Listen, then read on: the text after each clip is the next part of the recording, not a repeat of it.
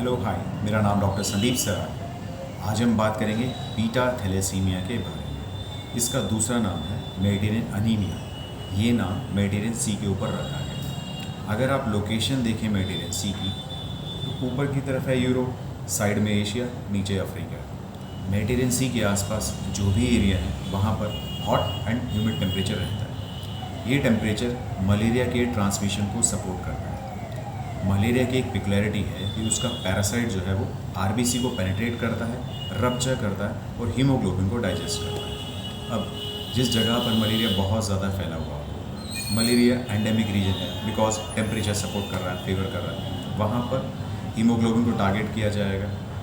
अब बचने के लिए एज अ डिफेंस काफ़ी सारे चेंजेस आते हैं हीमोग्लोबिन में, म्यूटेशंस होती है, जिसमें से एक म्यूटेशन है बीटा थैलेसीमिया, जिसे हम आज डिस्कस करेंगे। बट बीटा थैलेसीमिया को डिस्कस करने से पहले हमें समझना होगा नॉर्मल हीमोग्लोबिन की स्ट्रक्चर। नॉर्मली एडल्ट्स में जो हीमोग्लोबिन होता है उसे हम कहते हैं एडल्ट हीमोग्लोबिन, शॉर्ट फॉर्म में HbA। इसमें 2 अल्फा ग्लोबिन चेन्स होती हैं और 2 बीटा ग्लोबिन चेन्स होती हैं, और हर एक पर एक एक आयरन होता है, like iron 1, iron 2, iron 3 and iron 4। Iron जो है ऑक्सीजन के साथ रिवर्सिबली बाइंड करता है। आप ये समझिए, एक हीमोग्लोबिन करीब 4 ऑक्सीजन के मॉलिक्यूल को कैरी करता है और जहाँ जहाँ ज़रूरत है वहाँ ये पहुँचा देता है। ठीक है, ये हुआ नॉर्मल इसका बेसिक फंक्शन। बट अब जब म्यूटेशन होती है बीटा थैलेसीमिया वाली, तो क्या होता है, बीटा पार्ट का जो प्रोडक्शन रिड्यूस हो जाता है या फिर एब्सेंट हो जाता है। अब आप देख रहे हैं ये जो स्ट्रक्चर बना हीमोग्लोबिन का बीटा थैलेसीमिया में, ये इम्यून है, रेजिस्टेंट है मलेरिया के लिए अप टू सम एक्सटेंट, कुछ हद तक, और ये एक अडेप्टिव इवोल्यूशन था।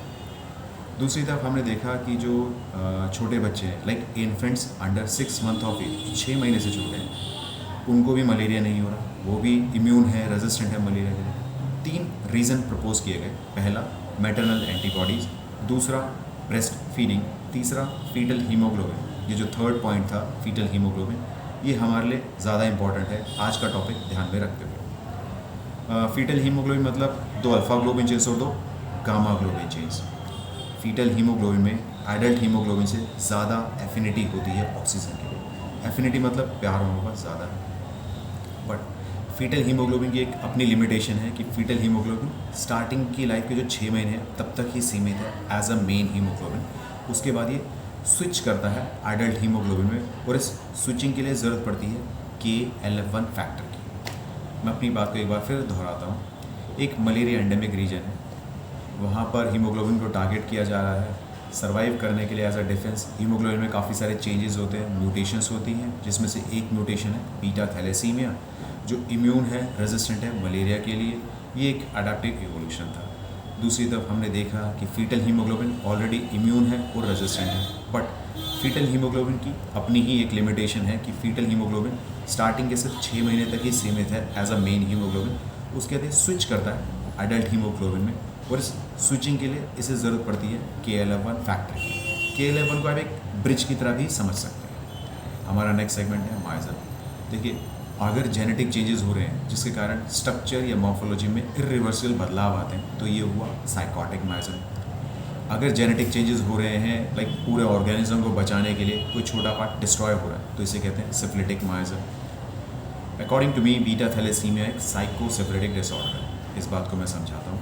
देखिए, नॉर्मली हीमोग्लोबिन के स्ट्रक्चर में 2 अल्फा ग्लोबिन चेन्स होती हैं और 2 बीटा ग्लोबिन चेन्स होती हैं। हर एक पर एक एक आयरन होता है, iron 1, iron 2, iron 3 and iron 4। Beta thalassaemia क्या होगा, बीटा पार्ट का प्रोडक्शन रिड्यूस हो जाएगा या फिर एब्सेंट हो जाएगा। अब देखें, ये अल्फा पार्ट है, ये अनपेयर्ड है। अनपेयर्ड एक्सेस अल्फा हीमोलिसिस करता है। हीमोलिसिस मतलब आरबीसी का डिस्ट्रक्शन। एक्सेस अल्फा आरबीसी का डिस्ट्रक्शन कर रहा है। Excess destruction, excess is sycosis, destruction is syphilitic. Miasm हुआ साइकोसिफिलिटिक। इसको हम एक और तरीके से समझते हैं। 2 अल्फा ग्लोबिन चेन्स है नॉर्मली, 2 बीटा ग्लोबिन चेन्स है, और हर एक पर एक एक आयरन है, like iron 1, iron 2, iron 3 and iron 4। ठीक है, अब बीटा थैलेसीमिया में क्या होगा, बीटा पार्ट का प्रोडक्शन जो है वो रिड्यूस हो जाएगा या फिर एब्सेंट हो जाएगा। अब इस जगह पर जो आयरन आना था वो फ्री हो गया। Free and excess iron cells और टिश्यूज़ का डिस्ट्रक्शन करता है। आप देख रहे हैं एक्सेस आयरन सेल्स और टिश्यूज़ का डैमेज कर रहा है, डिस्ट्रक्शन कर रहा है। Excess and destruction, sycosyphilitic. Miasm तो क्लियर हुआ कि बीटा थैलेसीमिया का जो माइजन हुआ है साइकोसिफिलिटिक, लेकिन आप देख रहे थे एक्सेस आयरन के कारण सेल्स और टिश्यूज़ का डैमेज हो रहा है, इसे हम कहते हैं फेरोप्टोसिस। ठीक है, अनफॉर्चुनेटली कुछ पेशेंट्स की बीटा थैलेसीमिया के कारण डेथ हो जाती है और रीज़न जानने के लिए ऑटोप्सी की जाती है। उसमें देखा गया कि क्या क्या पैथोलॉजिकल चेंजेस हैं। तो रिज़ल्ट ये था कि आयरन ओवरलोड के कारण पूरे सिस्टम में लाइक हर जगह सेल्स, टिश्यूज़, ऑर्गन्स में डिस्ट्रक्शन हो रहा है। कहीं पे आर्टीरियल हाइपरटेंशन है, कार्डियक रीजन में ज़्यादा आयरन लोड होने के कारण, ओवरलोड होने के कारण हार्ट फेलियर हो रखा है पेशेंट को, उसके कारण डेथ भी हो जाती है। लीवर आयरन स्टोर करता है, ज़्यादा आयरन होने के कारण लीवर सेल डैमेज हो रहे हैं जिसके कारण सिरोसिस हो जाता है। इंटेस्टाइन आयरन एब्जॉर्ब करता है, ज़्यादा आयरन होने के कारण प्रोबायोटिक डिस्टर्ब हो जाते हैं। प्रोबायोटिक मीन्स गुड बैक्टीरियाज, अब वहाँ पर पैथोजेनेटिक बैक्टीरियाज आ जाते हैं। इनफैक्ट आपका एंडोक्राइन सिस्टम भी इन्वॉल्व हो जाता है, ग्रोथ हार्मोन पे भी इम्पैक्ट पड़ता है, थायराइड ग्लैंड का डिस्ट्रक्शन शुरू हो जाता है। पैंक्रियास नॉर्मली इंसुलिन सिक्रीट करता है, बट ज़्यादा आयरन के कारण इंसुलिन सिक्रेशन डिस्टर्ब हो जाता है जिसके कारण पेशेंट को डायबिटीज़ हो जाता है। तो ओवरऑल हमने देखा कि एक्सेस आयरन या आयरन ओवरलोड के कारण पूरे सिस्टमिक इन्वॉल्वमेंट है, लाइक कार्डियक फेलियर भी हो रहा है, लिवर सिरोसिस हो रहा है और आपका एंडोक्राइन सिस्टम भी इन्वॉल्व हो रहा है। हमने एक चीज़ और देखी कि एक रेशियो है, करीब 3 में से 2 बीटा थैलेसेमिक पेशेंट को गॉलस्टोन हो जाता है। रीज़न हीमोलिटिक अनीमिया, जिसके कारण पिगमेंटेड स्टोन हो गया। हमारा नेक्स्ट सेगमेंट है हॉलमार्क। बीटा थैलेसीमिया का हॉलमार्क है इनइफेक्टिव एरिथ्रोपोइसिस। इनइफेक्टिव एरिथ्रोपोइसिस का मतलब है आपके आरबीसी तो बन रहे हैं बट ठीक से नहीं बन रहे, कारण हीमोग्लोबिन ठीक नहीं है जिस वजह से आरबीसी ठीक नहीं है। जब आरबीसी ठीक नहीं है तो वो अपना पूरा जीवन 120 दिन का वो नहीं जी पाते और वो जल्दी ही मृत्यु स्थल को चले जाते हैं। मृत्यु स्थल यानी डेथ प्लेस। आरबीसी का ग्रेवयार्ड क्या है? स्पीन, तो वो स्पीन की तरफ चले जाते हैं। देखिए, हीमोग्लोबिन ठीक नहीं है तो जो उसका बेसिक फंक्शन था लाइक ऑक्सीजन पहुंचाना जगह जगह तक, वो नहीं पहुंचा पाएगा। इसके कारण एक कंडीशन क्रिएट होती है जिसे हम कहते हैं हाइपॉक्सिया। और किडनी जब हाइपॉक्सिया को महसूस करती है, ऑक्सीजन की कमी महसूस करती है, तो वो एक हार्मोन रिलीज़ करती है जिसे हम कहते हैं एरिथ्रोपोएटिन हार्मोन। एरिथ्रोपोएटिन हार्मोन क्या करता है? ये आपके आरबीसी के प्रोडक्शन को स्पीड अप कर देता है। आरबीसी का प्रोड्यूस कहाँ हो रहा है? लेकिन आरबीसी की फैक्ट्री क्या है? बर्थ प्लेस क्या है? जन्मस्थल क्या है? Bone marrows. बोन मैरोज में आरबीसी बनता है नॉर्मली, बट एरिथ्रोपोएटिन के इन्फ्लुएंस के कारण, इम्पैक्ट के कारण बोन मैरोज ज़्यादा काम करती हैं, ओवर वर्क कर रही हैं, ओवर टाइम कर रही हैं, तो बोन्स बड़ी हो जाती हैं, बोन्स थिनिंग हो जाती हैं और बोन्स वीक हो जाती हैं। बोन मैरो ने जितना काम करना था किया अपना। अब स्पीन सोचता है कि थोड़ा मदद मैं भी कर देता हूँ। स्पीन एक एक्स्ट्रा मेडुलरी स्पेस है, एमरजेंसी में ये भी आरबीसी बनाना शुरू करता है। जब स्प्लीन आरबीसी बनाता है तो इसका दूसरा फंक्शन है लाइक आरबीसी को लाइक ब्लड को फिल्टर करना, इन्फेक्शन से फाइट करना, वो ये ठीक से नहीं कर पाता, पूरी क्षमता से नहीं कर पाता, एफिशिएंटली नहीं कर पाता। अब क्या होगा? इम्यूनिटी कम हो जाती है, पेशेंट इम्यून कॉम्प्रोमाइज़ हो जाता है और पेशेंट को फ्रीक्वेंटली इन्फेक्शन होता है। देखिए, बीटा थैलेसीमिया के कारण दोनों ऑर्गन्स पे बहुत ज़्यादा इम्पैक्ट पड़ रहा है। बोन मैरो पे भी इम्पैक्ट पड़ रहा है क्योंकि वो जन्म स्थल है वहाँ बनाना आरबीसी, और स्प्लीन ग्रेवयार्ड वहाँ पे भी इम्पैक्ट पड़ रहा है। अकॉर्डिंग टू मी सबसे ज़्यादा अगर इम्पैक्ट पड़ता है, इन्फ्लुएंस होता है या फिर टॉर्चर होता है सबसे ज़्यादा, तो वो है स्प्लीन।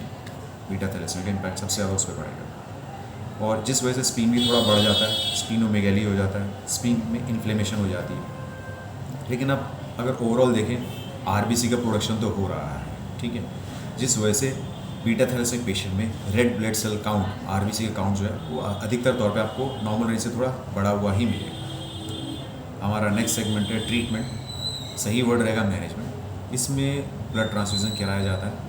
रेगुलर ब्लड ट्रांसफ्यूज़न की ज़रूरत पड़ती है पेशेंट्स को, और जब रेगुलर ब्लड ट्रांसफ्यूज़न होता है तो आयरन लेवल जो है वो बढ़ जाता है। अभी हमने देखा, ऑटोप्सी में सीखा कि आयरन ज़्यादा होने के कारण पूरी जगह पे नुकसान होगा, सेल्स, टिश्यूज़, ऑर्गन्स, पूरे सिस्टम में दिक्कत होगी। तो जब भी आयरन बढ़ता है, साथ साथ आयरन चिलेशन थेरेपी किया जाता है। आयरन चिलेशन थेरेपी का मतलब आयरन को बॉडी से एक्सट्रैक्ट करना। सेकेंड है बोन मैरो ट्रांसप्लांट। इसके लिए बिल्कुल क्लोज मैच करना पड़ता है और ये काफ़ी कॉस्टली होता है और इसमें फेलियर्स भी हो जाते हैं। थर्ड है जीन थेरेपी। ये भी काफ़ी कॉस्टली है। इसमें क्या होता है, एग्जैक्टली जहाँ पे प्रॉब्लम है, इशू है, उस जगह को रिस्टोर करना। लाइक क्रोमोसोम 11 है तो वहाँ पे रिस्टोर कर दो, रिफिक्स करो कंप्लीट को। ये हाल ही में अप्रूव किया गया, लाइक नवंबर 2023 में यूके में अप्रूव किया गया और यूएस में जनवरी 2024 में अप्रूव किया गया इसे। ये भी काफ़ी कॉस्टली ट्रीटमेंट है। सबसे कॉस्ट इफेक्टिव ट्रीटमेंट अगर है तो वो है फीटल हीमोग्लोबिन इंड्यूसर, जिसके लिए हाइड्रोक्सी यूरिया का कॉमनली इस्तेमाल किया जाता है। अब हम बात करेंगे होम्योपैथिक ट्रीटमेंट की, जिसका सब वेट कर रहे हैं, जिसको इंटरेस्ट रहता है सबका। देखिए, होम्योपैथिक ट्रीटमेंट स्टार्ट करने से पहले हमें ये जानना होगा कि क्या होम्योपैथिक दवाइयों का, मेडिसिन का, ट्रीटमेंट का बीटा थैलेसेमिक पेशेंट में कुछ फ़ायदा भी होगा या नहीं। तो एक रिसर्च हुई, करीब 38 पेशेंट थे बीटा थैलेसीमिया के, जिसमें थैलेसीमिया मेजर पेशेंट्स भी थे। उनको होम्योपैथिक दवाई दी गई जो भी इंडिकेटेड मेडिसिन थी, लाइक किसी को pulsatilla, ferrum met, etcetera etcetera, according to the indication, और साथ ही दिया गया हाइड्रोक्सी यूरिया। आप समझ रहे हैं, एक तरफ homeopathic medicine plus hydroxy urea दिया गया और एक कंट्रोल ग्रुप था जिसमें सिर्फ हाइड्रोक्सी यूरिया दिया गया। तो डिफरेंस सिर्फ होम्योपैथिक मेडिसिन का। 3 महीने तक दवाई दी गई और सारे पैरामीटर्स को क्रॉस चेक किया गया, इन्वेस्टिगेशन हुई, चेक किया गया। तो पता चला कि जहाँ होम्योपैथिक दवाई दी गई थी वहाँ पे जो ब्लड ट्रांसफ्यूजन की ज़रूरत है कंपैरेटिवली रिड्यूस हो गई, हाफ हो गई है। मीन्स यहाँ पे अगर हर 1.5 महीने के बाद ब्लड की ज़रूरत पड़ रही थी, तो यहाँ हर 2.5 से 3 महीने के बाद चाहिए। हीमोग्लोबिन का लेवल बढ़ गया। कैसे बढ़ा वो हम बाद में डिस्कस करेंगे। सिम्टोमेटिकली पेशेंट को काफ़ी फ़ायदा हुआ, ओवरऑल सिवियरिटी में भी काफ़ी हेल्प मिली बीटा थैलेसीमिया पेशेंट को। स्प्लीन का जो इन्फ्लेमेशन था वो रिड्यूस हो गया, आयरन लेवल जो बढ़ रहा था वो थोड़ा कंट्रोल में आया। तो हमने देखा, इस रिसर्च का कंक्लूज़न ये निकला कि होम्योपैथिक मेडिसिन का एडिशनल बेनिफिट तो है। कैसे है वो हम बाद में जानेंगे, बट फ़ायदा तो कर रही है दवाइयाँ। हमारी पहली मेडिसिन जो मैंने लिस्ट करी, जो मेरे हिसाब से लॉजिकली फिट होती हैं बीटा थैलेसेमिक पेशेंट में, वो है फर्स्ट मेडिसिन है ट्राइनाइट्रोटोलुइन यानी TNT। इसको रॉ फॉर्म में इस्तेमाल किया जाता है आर्मीज़ में, मिलिट्रीज़ में, ठीक है। और इसका यूज़ होता है बम बनाने में, ग्रेनेड बनाने में, अंडर वाटर ब्लास्टिंग के लिए, एक्सप्लोजिव्स मैन्युफैक्चर करने के लिए। जहाँ पे भी ये बनाए जाते हैं लाइक फैक्ट्रीज़ में, वहाँ पर वर्कर्स ने इसे एक्सीडेंटली इनहेल कर लिया या फिर इंजेस्ट कर लिया, मतलब स्मेल कर लिया या खा लिया, और उनमें मतलब एक्सीडेंटल पॉइजनिंग हो गई और सिम्टम्स रहे। 2 इंपॉर्टेंट मार्क सिम्टम्स थे, वो थे aplastic anaemia first, second toxic jaundice. In fact जो जानवर थे ना आसपास, उन्होंने भी घास वास खाई तो उनमें भी ब्लड और लीवर में उनके भी इम्पैक्ट पड़ा। देखिए, अगर लीवर सेल डैमेज हो रहा है या फिर हीमोलिटिक अनीमिया हो रहा है तो जॉन्डिस हो जाएगा, नॉर्मल सी बात है। वो हमारे लिए ज़्यादा इंपॉर्टेंट नहीं है। हमारे लिए ज़्यादा इंपॉर्टेंट है, आज के टॉपिक को ध्यान में रखते हुए, वो है एप्लास्टिक अनीमिया। एप्लास्टिक अनीमिया को मैं आपको शॉर्ट में समझाता हूँ। देखिए, एप्लास्टिक अनीमिया एक्चुअली एक गलत शब्द है। इसकी जगह जिस शब्द का इस्तेमाल किया जाना चाहिए वो है पैनसाइटोपिनिया। पैनसाइटोपिनिया का मतलब है कि आपके सिर्फ RBC कम नहीं हो रहे, आपके वाइट ब्लड सेल्स, प्लेटलेट्स तीनों कम हो रहे हैं। मैं अपनी बात को फिर दोहराऊं तो ये बात कह सकते हैं, ट्राइनाइट्रोटोलुइन रॉ फॉर्म में आपकी बोन मैरो को सप्रेस करता है, जिसके कारण आपके platelets, white blood cells, RBC तीनों कम होते हैं। अब होम्योपैथी का कंसेप्ट है कि जो सब्सटेंस सिम्टम्स प्रोड्यूस कर सकता है वो सेम उस सिमिलर सिम्टम्स को ठीक भी कर सकता है। सिमिलर वर्ड पे ज़्यादा फोकस है होम्योपैथी में। तो जब हम ट्राइनाइट्रोटोलुइन को पोटेंटाइज फॉर्म में देते हैं, यानी होम्योपैथिक मेडिसिन के तौर पे देते हैं, तो ये बोन मैरो को स्टिमुलेट करता है और सीवियर अनीमिया में काफ़ी हेल्प करता है। ध्यान रखिएगा, सीवियर अनीमिया में इसका काफ़ी अच्छा रोल है। दूसरी मेडिसिन बताने से पहले मैं आपको एक कंडीशन बताता हूँ। अब तक हम ये समझ रहे हैं कि बीटा थैलेसीमिया का जो कॉज है वो मलेरिया है, प्रोबेबल कॉज मलेरिया है। तो can we give medicine on the basis of cause and element factor?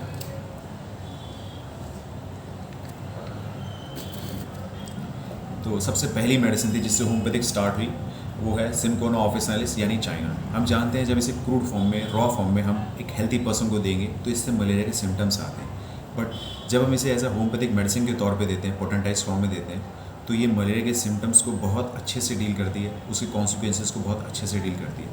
आप किसी भी होम्योपैथिक मेडिसिन की किताब से सिनकोना ऑफिसिनालिस और चाइना के बारे में पढ़ेंगे तो आपको ईजिली मिल जाएगा। Element from loss of vital fluid, specially blood loss, और इस सीवियर एनीमिया में इसका भी काफ़ी अच्छा रोल है।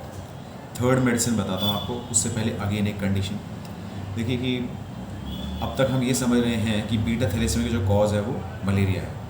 मलेरिया कॉज नहीं है, actually endemic malaria, means malaria जब बहुत ज़्यादा फैल चुका हो वो कॉज है। अब जहाँ पे बहुत ज़्यादा मलेरिया फैल चुका हो वहाँ पे अकॉर्डिंग टू मी काफ़ी कोशिशें की गई होंगी उसको ठीक करने की। जो भी पैथी अवेलेबल होगी, जो भी दवाइयाँ अवेलेबल होगी, डॉक्टर ने अपने इंटेलेक्ट विवेक के हिसाब से जो भी समझ आया होगा उनको कोशिश की हुई ठीक करने की, और उस प्रोसेस में ओवरडोज भी दिया गया होगा, मलेरिया केसेस सप्रेस भी हुए होंगे। तो क्या हम अपनी होम्योपैथिक दवाई से सप्रेस मलेरिया को अराउज कर सकते हैं फिर से? मैंने पढ़ा था विलियम बोरिक मटीरिया मेडिका में मेंशन था कि अगर हम हाई पोटेंसी देते हैं जिनेनम सल्फ यानी क्विनाइन और सल्फेट की, तो ये सप्रेस्ड मलेरिया को अराउज करती है। और इसका बहुत अच्छा रोल है जहाँ पर आरबीसी का बहुत तेज़ी से डिस्ट्रक्शन हो रहा हो या फिर हीमोग्लोबिन बहुत तेज़ी से कम हो रहा हो। तो देखिए अब तक मैंने आपको 3 मेडिसिन बताई, TNT, second China, third quinine और सल्फेट। देखिए मलेरिया की एक और पेकुलरिटी है कि इसमें इंटरमिटेंट फीवर होता है, मीन्स एक पीरियोडिसिटी को फॉलो करता है। इंटरनली भले ही कोई भी रीज़न लाइक प्लाज्मोडियम मैच्योर हो रहा है, रप्चर हो रहा है, कोई 48 आवर्स में तो कोई 72 आवर्स में, हम उस पर नहीं जा रहे, हम ये देख रहे हैं कि इंटरमिटेंट फीवर है, मतलब सिम्टम्स कभी हैं कभी फिर नहीं है, टाइम टू टाइम सिम्टम्स आते हैं। इसी से एक शब्द निकला मलेरियल माइजन। मलेरियल माइजन का कहना है कि सडन एक्यूट सिम्टम्स होंगे, पूरे टाइम टू टाइम आते रहेंगे और बीच में इनएक्टिव फेज भी होगा। एक शब्द में अगर मलेरियल माइजन को कहा जाए तो अकॉर्डिंग टू मी ये है इंटरमिटेंट। 234 एफॉर्जम में डॉक्टर हनीमैन ने कहा कोई भी चीज़ अगर इंटरमिटेंट हो रही है, वो फेब्राइल हो या नॉन फेब्राइल हो, मीन्स फीवर के साथ है या बिना फीवर के है, अगर बेस सोरिक है तो आप एंटीसोरिक मेडिसिन दें, सिफिलिटिक टच होता है तो एंटी सिफिलिटिक मेडिसिन भी दें। और उन्होंने कहा कभी कभी हमें as a intercurrent medicine potentize dose देनी पड़ती है सिंकोना ऑफिसिनालिस यानी चाइना मेडिसिन की, टू स्टॉप और ब्रेक द इंटरमिटेंसी को ख़त्म करने के लिए हमें पोटेंटाइज डोज देनी पड़ती है सिंकोना ऑफिसिनालिस और चाइना मेडिसिन की। तो देखिए डॉक्टर केंट ने भी कहा कि जो लोग लंबे समय से मलेरियल माइजन में रह चुके हैं, people who have lived long under the influence of malarial miasm, ये बात कही उन्होंने सिंकोना ऑफिसिनालिस यानी चाइना मेडिसिन के बारे में। तो देखिए 3 मैंने मेडिसिन लिस्ट करी आपको, TNT, China and third is quinine और सल्फेट यानी जिनेनम सल्फ। और डॉक्टर विलियम बोरिक ने कहा, डॉक्टर हनीमैन ने कहा, डॉक्टर केंट ने कहा, ये सब बातें हुई होम्योपैथिक लिटरेचर की, इन सबको भी हम साइड में रख देते हैं। मैं आपको एक रिसर्च बताता हूँ, हालांकि ज़्यादा पेशेंट में नहीं हुई, सिर्फ 9 पेशेंट थे बीटा थैलेसीमिया के, उनमें रिसर्च हुई और कंक्लूजन ये निकला कि cinchonidine and quinine are potent inducers of gamma globin mRNA, जो कि आपका इनडायरेक्टली फीटल हीमोग्लोबिन इंड्यूस कर रहे हैं। आपको याद होगा स्टार्टिंग में मैंने बोला था 2 गामा ग्लोबिन 2 अल्फा के साथ फीटल हीमोग्लोबिन बनाते हैं। मैं इस रिसर्च को फिर से बताता हूँ। 9 पेशेंट्स बीटा थैलेसीमिया के थे, उसमें रिसर्च हुई और पता चला कि सिंकोनिडाइन और क्विनाइन जो है are potent inducers of gamma globin mRNA, जो कि इनडायरेक्टली आपका फीटल हीमोग्लोबिन बना रहे हैं। एंड सिंकोनिडाइन क्विनाइन क्या है? Cinchonidine and quinine are alkaloids of China medicine, cinchona officinalis medicine के ही ये एल्कोलॉइड्स हैं। तो देखिए स्टार्टिंग की रिसर्च जो थी वो बता रही थी कि होम्योपैथी का बेनिफिट है, एडिशनल बेनिफिट है। कैसे है वो हमें इस रिसर्च से पता चला कि एक्चुअली होम्योपैथिक मेडिसिन भी फीटल हीमोग्लोबिन ही बना रही है। ठीक है, लेकिन नेचर क्या करता है? सबसे पहले देखिए मलेरिया एंडेमिक रीजन था, यहाँ से एक म्यूटेशन हुई बीटा थैलेसीमिया की। बीटा थैलेसीमिया हालांकि माइनर था, मतलब कोई सिम्टम नहीं थे, लेकिन जब कोई भी देखो म्यूटेशन है, जेनेटिक चेंजेस है, वो आगे पास ऑन होता है रिप्रोडक्शन से। जब रिप्रोडक्शन हुआ, एक ही ब्लड चेन में रिप्रोडक्शन हो गया, एक ही एंसेस्टर थे, उनके बच्चों में रिप्रोडक्शन हुआ, तो हमें बीटा थैलेसीमिया माइनर मिले, इंटरमीडिएट मिले और मेजर मिले। तो एक बीटा थैलेसीमिया का भी ना एंडेमिक रीजन बन गया। पहले मलेरिया एंडेमिक रीजन था, अब बीटा थैलेसीमिया एंडेमिक रीजन हो गया। और जब बीटा थैलेसीमिया एंडेमिक रीजन था, यहाँ पे बीटा थैलेसीमिया मेजर पेशेंट भी थे जिन्हें काफ़ी परेशानियाँ, सिम्टम्स आ रहे थे, हर दूसरे तीसरे महीने ब्लड चढ़ना, इस तरह की परेशानियाँ, सांस लेने में दिक्कत होना, थकान होना।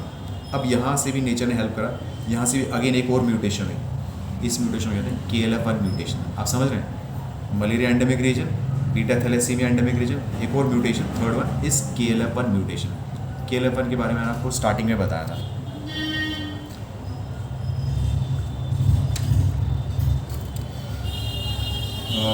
फीटल हीमोग्लोबिन स्टार्टिंग के सिर्फ 6 महीने तक रहता है, इसके बाद स्विच करता है एडल्ट हीमोग्लोबिन में, और इस स्विचिंग के लिए इसे ज़रूरत पड़ती है KLF1 फैक्टर। लेकिन अब KLF1 की म्यूटेशन हो गई है, तो अब KLF1 ठीक से काम नहीं करेगा। मान लीजिए ब्रिज था और ये ब्रिज अब ख़राब हो गया, तो अब ये जो एडल्ट हीमोग्लोबिन है ये नहीं बन पाएगा, तो हमारा मेन हीमोग्लोबिन क्या हो जाएगा?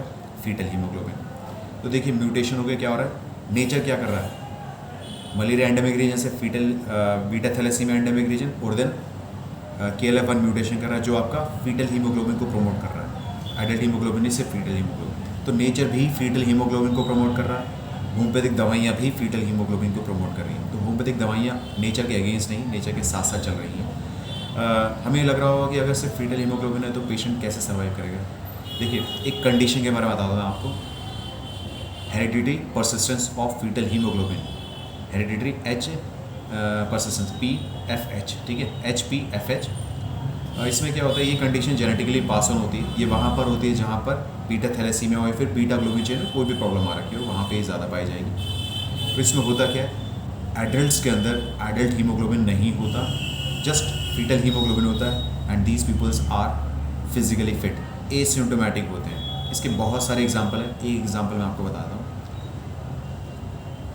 देखिए, किसी भी लेमन से पूछेंगे ना आपकी सबसे ज़्यादा मलेरिया केसेस को कहाँ होते हैं, वो बोलेगा अफ्रीका में।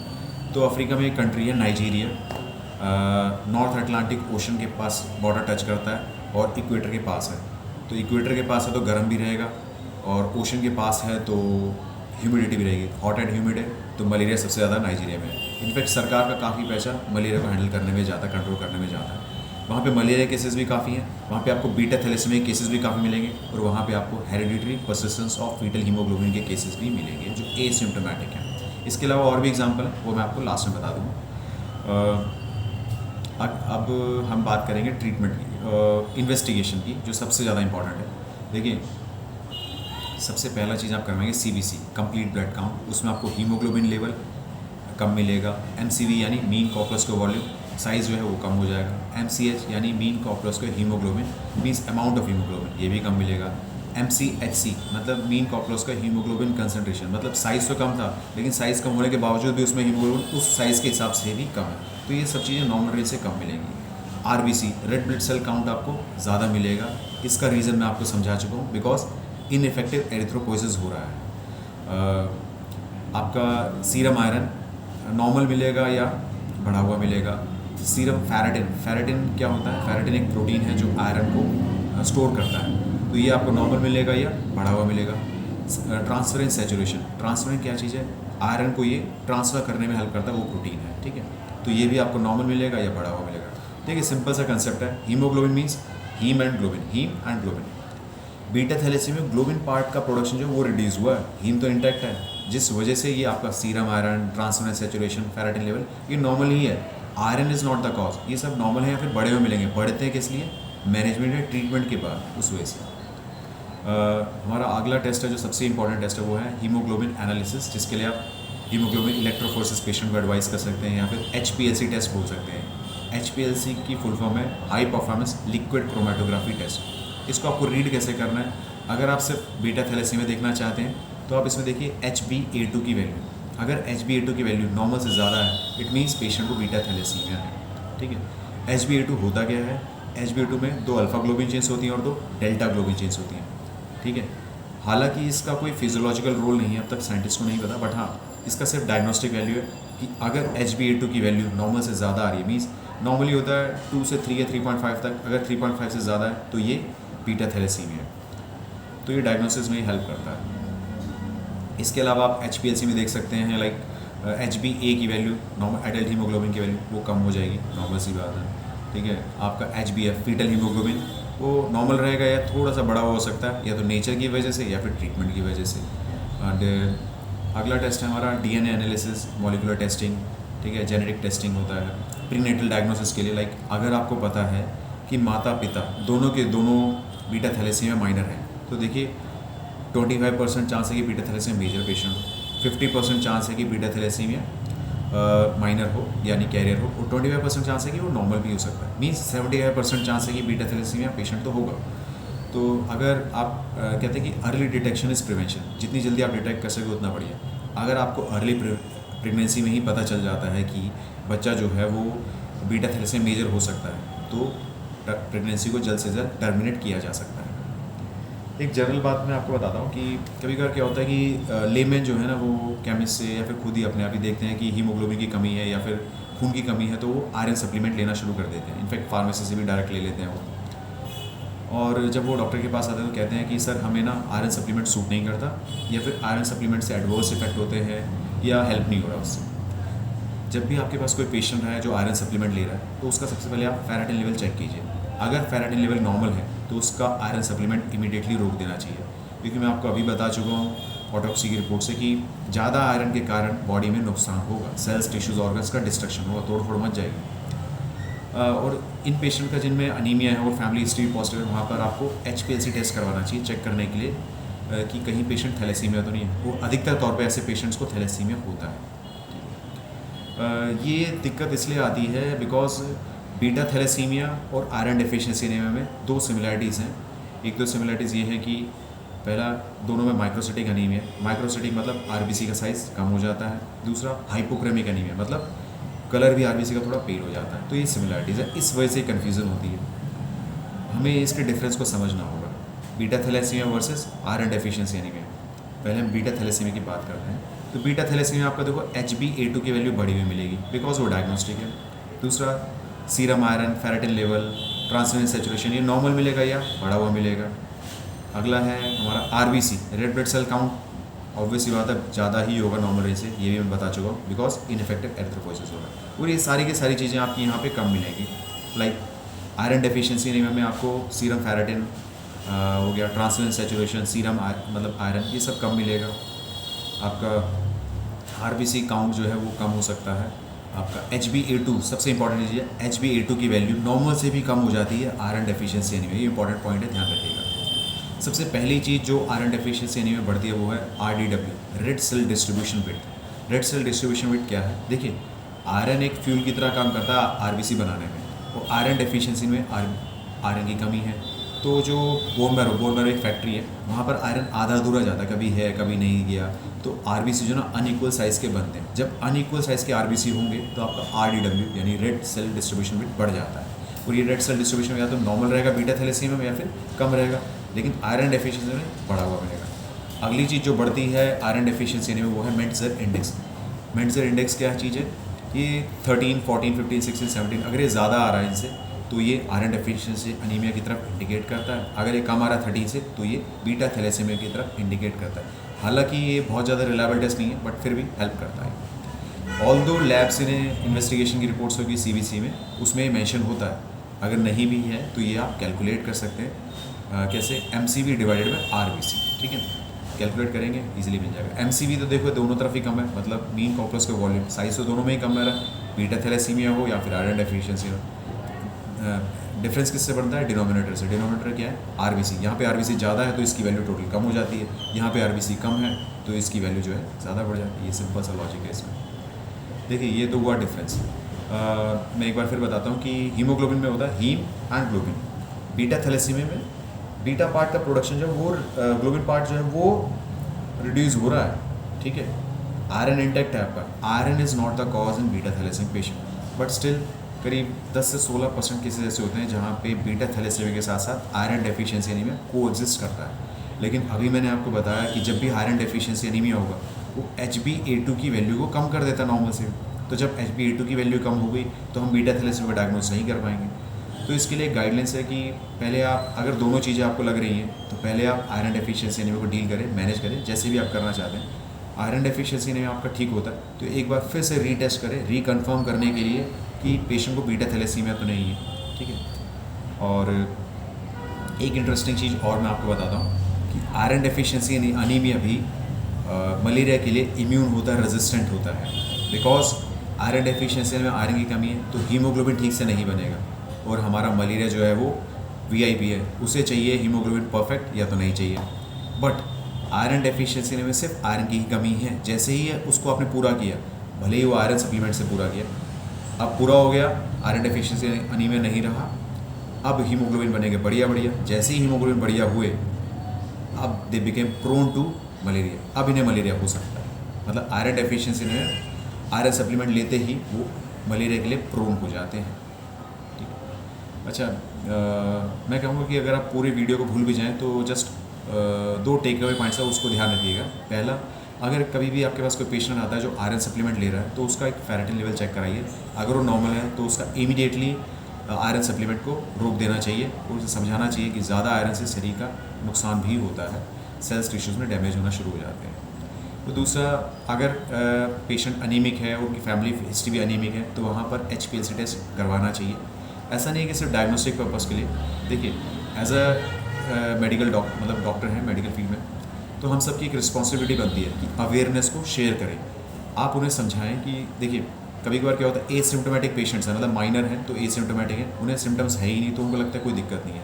लेकिन मान लीजिए अगर आपने डायग्नोस किया कि वो बीटा थैलेसीमिया माइनर है, ठीक है, अब आप उन्हें बताएंगे कि आपका जो पार्टनर है ना ना तो माइनर होना चाहिए, ना इंटरमीडिएट और ना ही मेजर होना चाहिए। बिकॉज अगर दोनों ही बीटा थैलेसीमिया माइनर भी हो गए ना तो 25% चांस है कि बीटा थैलेसीमिया मेजर बच्चा हो, 50% चांस है कि थैलेसीमिया कैरियर हो। अगर थैलेसीमिया मेजर होता है तो सोचिए हर दूसरे तीसरे हफ्ते में ब्लड चढ़ाना, सांस लेने में दिक्कत होना, थकान होना, वीकनेस हो जाना, मतलब काफ़ी सारे सिम्टम्स होना। बच्चा तो परेशान होगा ही होगा, उसकी फैमिली को भी ट्रबल होता है। तो आपका सिर्फ अवेयरनेस को शेयर करने से एक आप सोल की सफरिंग को रोक सकते हैं, ये पर्पस है बेसिकली। आप कहेंगे हमें ये सब क्यों बातें बताई जा रही है, ये तो आपने मेडिटेरियन सी से शुरू किया था। एक्चुअली मेडिटेरियन सी से शुरू तो हुआ था, लेकिन ये पूरा स्ट्रेच है मेडिटेरियन सी से लेके पूरा का पूरा साउथ ईस्ट एशिया तक। इनफैक्ट इंडिया जो है वर्ल्ड में कैपिटल है बीटा थैलेसीमिया के लिए। थैलेसीमिया शब्द का अर्थ मैं आपको समझाता हूँ जो बेसिक सा है, हालांकि मुझे पसंद नहीं है वर्ड। थैला मतलब होता है सी, तो मुझे ऐसा लगता है जो भी उन्होंने कहा कि जो भी समुद्र के आसपास या सी बॉडी के आसपास या पानी वाली वाटर बॉडी के आसपास अगर कोई एनीमिया होता है तो उसे इन्होंने थैलेसीमिया बोल दिया गया। देखिए बे ऑफ बंगाल का मैप देखिए, बे ऑफ बंगाल में कोस्टल लाइन पर उड़ीसा है, सबसे ज़्यादा केसेस होते हैं मलेरिया के यहाँ पे। थोड़ा सा ऊपर चलते हैं वेस्ट बंगाल, तो यहाँ पे आपको केसेस मिलेंगे सबसे ज़्यादा ह्यूमिड एरिया है, हॉट ह्यूमिड है, तो यहाँ पे मलेरिया और बीटा थैलेसीमिया केसेस मिलेंगे। आप ये नॉर्थ ईस्ट देखिए, नॉर्थ ईस्ट में मेघालय हो गया, असम हो गया, रेनी है, फॉरेस्ट एरिया है, यहाँ पे आपको मलेरिया और बीटा थैलेसीमिया केस मिलेंगे। Gujarat coastal line beta thalassaemia, Maharashtra coastal line beta thalassaemia and malaria. और मैंने आपको एक hereditary persistence of foetal haemoglobin के केसेस के बारे में बताया था, तो आपको पता है इंडिया में भी उड़ीसा के अंदर केसेस पाए गए हैं hereditary persistence of foetal haemoglobin, HPFH के केसेस मिले। इसके अलावा वर्ल्ड में लाइक युगांडा है, युगांडा में भी लेक टच करता है, विक्टोरिया लेक, वहाँ पे भी आपको hereditary persistence of foetal haemoglobin cases मिले। यहाँ पे भी मलेरिया बहुत ज़्यादा है, बीटा थैलेसीमिया बहुत ज़्यादा है। इनफैक्ट गवर्नमेंट का काफ़ी खर्चा मलेरिया को हैंडल करने में जाता है युगांडा में। ऑल दो इटली और ग्रीस में मलेरिया को हटा दिया गया, मलेरिया फ्री घोषित कर दिया गया उन्हें, बट वहाँ पे भी hereditary persistence of foetal haemoglobin के केसेस कुछ मिले इटली ग्रीस में। साउथ चाइना में भी मलेरिया को इरेडिकेट कर दिया, बट वहाँ पे भी hereditary persistence of foetal haemoglobin के केसेस मिले। जमाइका कैरेबियन सी में है, वहाँ पे भी मलेरिया नहीं मिलेगा आपको, वो भी हटा दिया गया है, इरेडिकेट हो चुका है, लेकिन वहाँ पे भी hereditary persistence of foetal haemoglobin के केसेस मिले। आई होप ये वीडियो आपको हेल्पफुल लगा हो। Anyways thank you, thanks for listening to me patiently. Stay happy, stay healthy, bye bye.